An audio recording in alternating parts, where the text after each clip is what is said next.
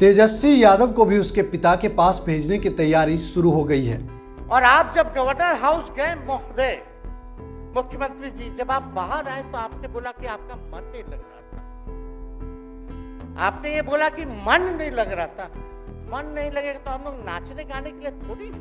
कि जिस तरह से लालू प्रसाद यादव का राजनीतिक करियर तबाह कर दिया गया, ठीक उसी तरह का षड्यंत्र एक बार फिर नीतीश कुमार बीजेपी के नेतृत्व में किया जा रहा है। अपने बाप के पास से लाएगा, जेल से पैसा लाएगा, नौकरी बांटेगा, और संभव है। क्या बोले थे? अब कहां से पैसा आया, कहां से पैसा आया, हम सबका जांच करवाएंगे। तेजस्वी यादव की राजनीतिक सफर शुरू होने से पहले ही खत्म हो जाएगी। हमको दुख इस बात का नहीं है कि हम लोग विपक्ष में आ गए, हमको तो खुशी है कि उन 17 महीनों में जो देश में किसी सरकार ने नहीं किया, उसको हमारी महागठबंधन सरकार ने करने का काम किया। तेजस्वी यादव को भी उसके पिता के पास भेजने की तैयारी शुरू हो गई है। आप कहेंगे कि तेजस्वी को पिता के पास भेजा जाएगा, ये कैसी खबर है? तो आपको बता दूं कि जिस तरह से लालू प्रसाद यादव का राजनीतिक करियर तबाह कर दिया गया, ठीक उसी तरह का षड्यंत्र एक बार फिर नीतीश कुमार बीजेपी के नेतृत्व में किया जा रहा है। और यकीन मानिए, अगर इन षड्यंत्रकारियों की गोटी फिट बैठी तो तेजस्वी यादव की राजनीतिक सफर शुरू होने से पहले ही खत्म हो जाएगी, तबाह कर दी जाएगी। नमस्कार दोस्तों, मेरा नाम है मदन मोहन। दोस्तों, क्योंकि तेजस्वी यादव के खिलाफ बहुत बड़ा षड्यंत्र रचा जा रहा है, तो आपको बता दें कि पिछली बार नीतीश कुमार इसलिए आरजेडी में साथ आए थे क्योंकि बीजेपी उनकी पार्टी तोड़ रही थी। उनके विधायकों को प्रलोभन दिया जा रहा था। नीतीश बीजेपी से अपनी पार्टी बचाने के लिए लालू के शरण में आए, और जिस तरह से तेजस्वी नीतीश के साथ विकास की लकीर खींचनी शुरू की, मात्र और मात्र 16-17 महीने में ही बीजेपी नीतीश के बिहार पर किए 18 साल के विकास ग्राफ बौना दिखने लगा। इतना ही नहीं साथियों, क्योंकि 2 करोड़ नौकरी हर साल का शिगुफा छोड़कर सत्ता हथियाने वाले नरेंद्र मोदी समेत देश के किसी राज्यों में युवाओं के नौकरी रोजगार की चर्चा तक बंद थी। ऐसे में बिहार महागठबंधन की सरकार धड़ाधड़ नौकरी बांट रही थी, और वह भी इतनी पारदर्शिता के साथ, इतनी तेजी से सारे कार्यों को अंजाम दिया जा रहा था, जिसे देखकर बीजेपी क्या खुद नीतीश कुमार भी टेंशन में आ गए, क्योंकि तेजस्वी यादव की राजनीतिक स्वीकार्यता इतनी तेजी से बढ़ने लगी कि नीतीश कुमार को खुद भी अपना कद बहुत छोटा नजर आने लगा।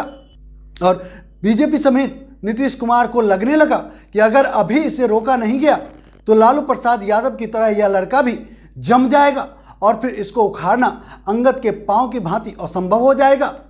और इसलिए नीतीश कुमार को भी आभास हो गया कि अब पार्टी छोड़ो। अगर तेजस्वी ऐसे ही मुख्य धारा की राजनीति में विकास का पताका फहराता रहा तो इनको सचमुच राजनीतिक संन्यास भी लेना पड़ सकता है। और दोस्तों, ऐसे में आपको यह भी भूलना नहीं चाहिए कि तेजस्वी यादव लालू की तरह जाति से बंधी राजनीति नहीं, बल्कि A to Z की राजनीति करते हैं। और हालांकि तेजस्वी यादव को जनता इस मामले में अभी स्वीकार नहीं किया, परंतु जिस तरीके से बहाली चल रही थी, सालों से बेहाल युवाओं को रोजगार दिया जा रहा था, और ऐसा होने पर आपको पता है कि नीतीश कुमार क्या बिहार बीजेपी छोड़ दीजिए, मंदिर मस्जिद की राजनीति से बेड़ा पार की आस लगाए नरेंद्र मोदी को भी बिहार में बड़ी हार साफ साफ दिखाई देने लगी थी। और तभी तो बीजेपी के चाणक्य अमित शाह नीतीश कुमार के लिए दरवाजा बंद करने के बाद भी दरबाजी के पीछे ही बैठे थे कि नीतीश कुमार आएंगे तो उनका स्वागत करना है। जैसे ही नीतीश ने हामी भरी, पटना से ज़्यादा दिल्ली में बैठकों का दौर शुरू हो गया, और जो बीजेपी नेता विधायक बिहार में चरस बो रहे थे, नीतीश कुमार को जम के गलिया रहे थे, उनको दिल्ली से बुलावा आ गया, और फिर ऐसे फेविकॉल से उनका वोट चिपकाया गया कि अब नीतीश ठीक लगने लगे हैं। जो नीतीश महिला विरोधी थे, अब वह महिलाओं के हितैषी हो गए। जो नीतीश बीजेपी नेताओं के नज़र में पागल हो गए थे, मेंटल हो गए थे, बीजेपी में आकर स्वस्थ हो गए। भाजपाई वापस उनमें अपना भगवान देखने लगे।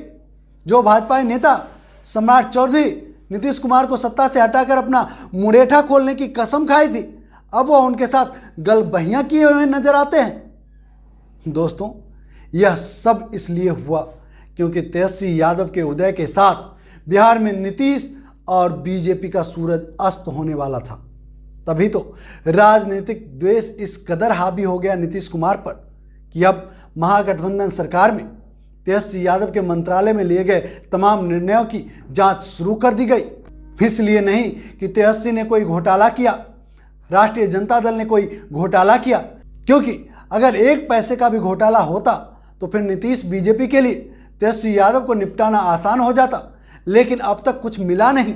यही पता करने कुछ तो मिले जिससे अभिमन्यु को चक्रव्यूह में फंसाकर उसकी राजनीतिक हत्या की जा सके। वही खोजने के लिए, घोटाले की झूठी पटकथा तैयार करने के लिए नीतीश और बीजेपी ने साथ मिलकर नई सरकार बनाई। अन्यथा सरकार में रहते हुए यह संभव नहीं था, क्योंकि जिस तरीके से तेजस्वी हर मामले को प्रायोरिटी में लेकर उससे संबंधित जानकारी को प्रेस कॉन्फ्रेंस कर जनता तक पहुंचाना शुरू कर दिया था, महज 17 महीने में नीतीश कुमार को अपना कद छोटा दिखाई देने लगा था और इसी में उनकी राजनीतिक समाधि नजर आने लगी थी। और इसी को हथियार बनाकर बीजेपी ने नीतीश कुमार को अपने पाले में लाने में कामयाब हो गई। दोस्तों, यहाँ तक तो फिर भी ठीक था, परंतु अपनी राजनीतिक जीवन में ग्रहण लगता देख एक युवा नेता जो बहुत ज़्यादा पढ़ा लिखा नहीं है, उसके पास नीतीश कुमार की तरह इंजीनियरिंग की डिग्री भी नहीं है, परंतु जिस तरीके से चीज़ों को समझकर अपने पिता की गलतियों से सीखकर अपने राजनीतिक लकीर को उकेर रहा था, उसने वर्तमान भारत के बड़े बड़े राजनीतिक सुरमा को हिलाकर रख दिया। तो फिर उसके साथ ऐसा षड्यंत्र रचा जाना कोई बड़ी बात नहीं है।